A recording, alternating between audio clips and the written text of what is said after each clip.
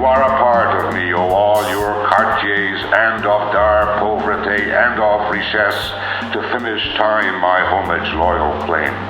You are locale of infancy, milieu vital of institutes that formed my fate, and you above the city, scintillant Mount Royal, are my spirit's mother, almative Poitrinate. En 1957, sur le campus de l'Université McGill, Folkways Records enregistre la récitation du poème Montreal, de et par Abraham Moses Cline, ancien chargé de cours de poésie invité, pour une compilation publiée la même année. Le florilège inclut également des enregistrements de poètes modernistes montréalais et d'auteurs mcgillois, Arthur James Marshall Smith, Francis Reginald Scott, Irving Layton, Louis Dudek et Leonard Cohen, qui font tous partie de la pléthore d'illustres auteurs littéraires issus de l'université depuis 2 siècles. Né en Ukraine de parents ashkénazes, Abraham Moses Cline grandit dans les quartiers juifs grouillants de vie de Montréal.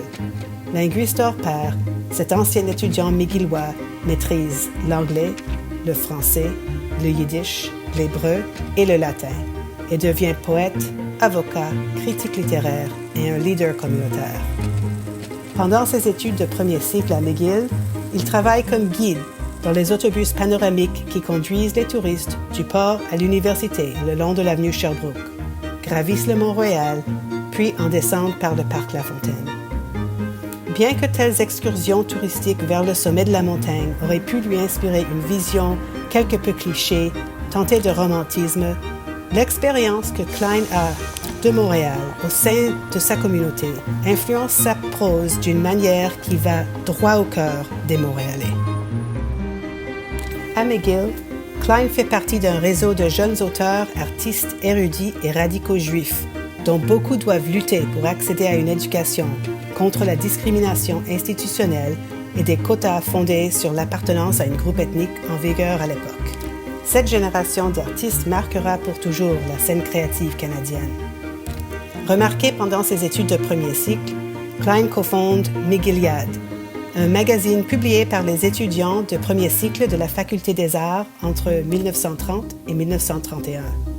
La créativité de Cline, son ouverture culturelle et son talent de critique littéraire font émerger un style juif canadien moderniste distinctif qui reflète les métissages linguistiques et culturels de Montréal.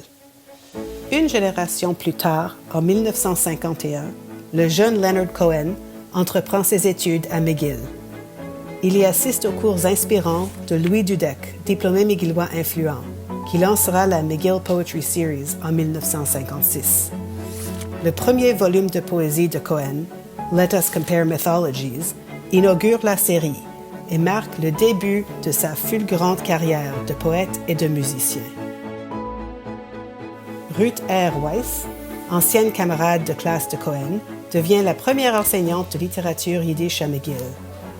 Elle se remémore les discussions avec Cohen et Dudek au Ben's Deli, un comptoir juif ouvert toute la nuit. Alors le repère des lettrés mcgillois, le restaurant est tapissé de portraits d'écrivains par son propriétaire Ben Kravitz.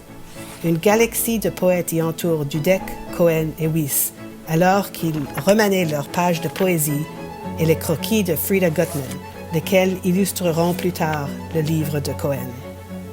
Des tables en formica de comptoirs comme celle du Ben's Deli, aux autres lieux de rencontre des auteurs, ou encore depuis le sommet du Mont-Royal, Montréal inspire depuis des générations de créateurs qui, comme Abraham Moses Cline, ont su traduire et coucher l'âme de Montréal sur le papier.